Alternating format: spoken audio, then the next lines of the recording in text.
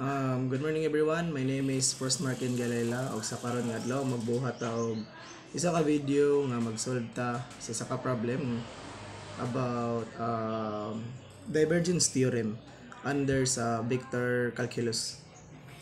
So, sa inyong makita, natay problem. A three-dimensional plane has 3 points. P is equals to y squared z ax plus xy ay plus az. Q is equals to 2xax plus 3zay. Tapos R is equals to x squared y squared ax plus 2xy ay plus 2az. What is the divergence of point P and evaluate at 112? So bot ana niya is paano na tong divergence sa vector field P.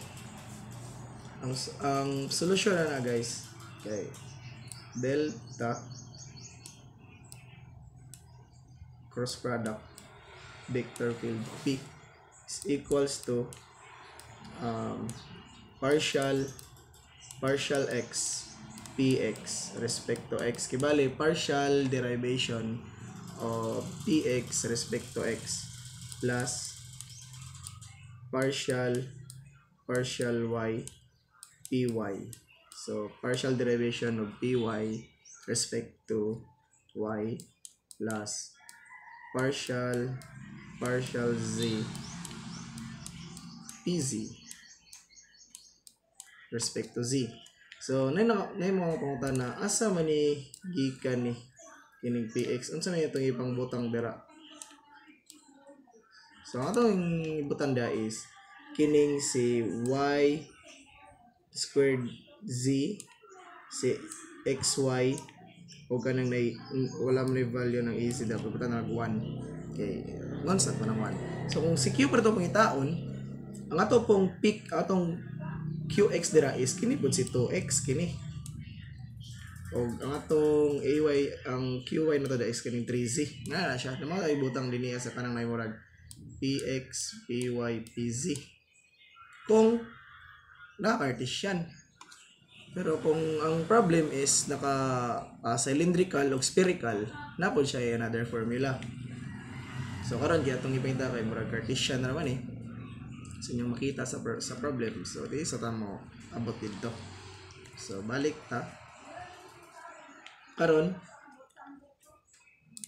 is equals to, solbo na nato. So partial ax. So kung sama niya ato ang kani, di ba kini man kini, so y squared z, so y squared z plus partial derivation respect to y, kinsa man niya to ang y ron, this is xy, so xy,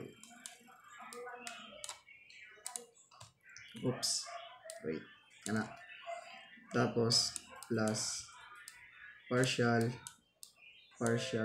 z. So kinsa matong z karon, which is easy naman lang na, di ba?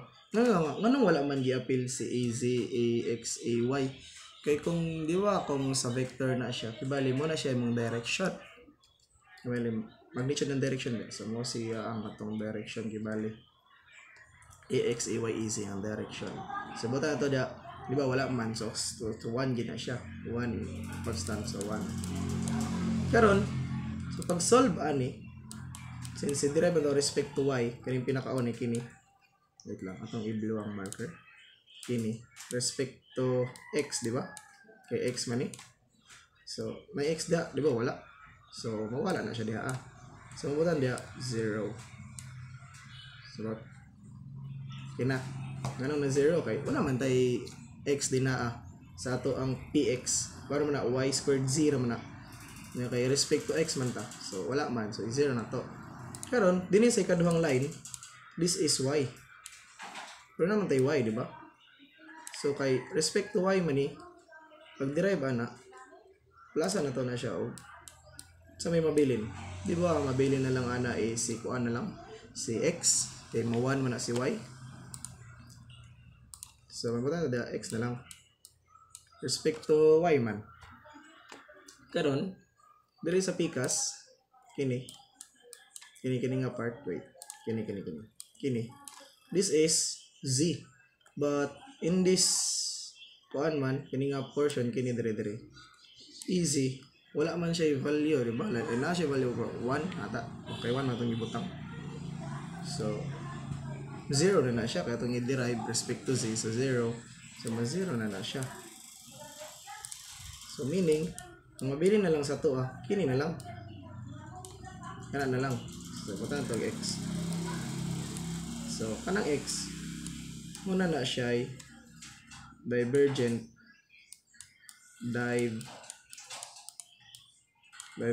sa point or sa vector field, sa big field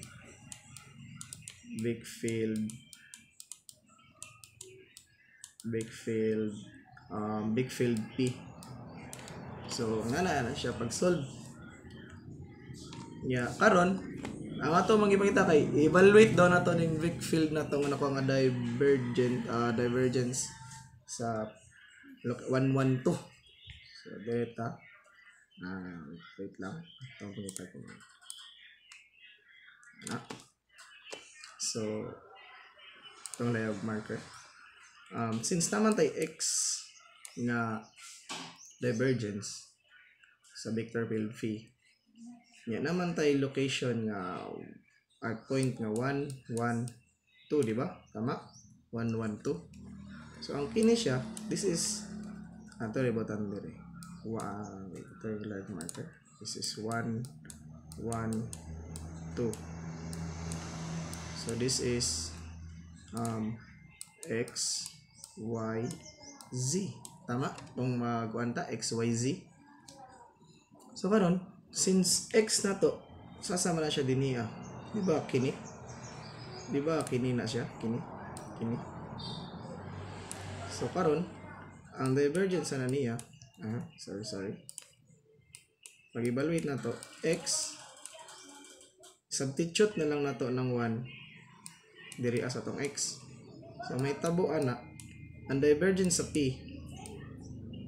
Pag-evaluate na to ning kini nga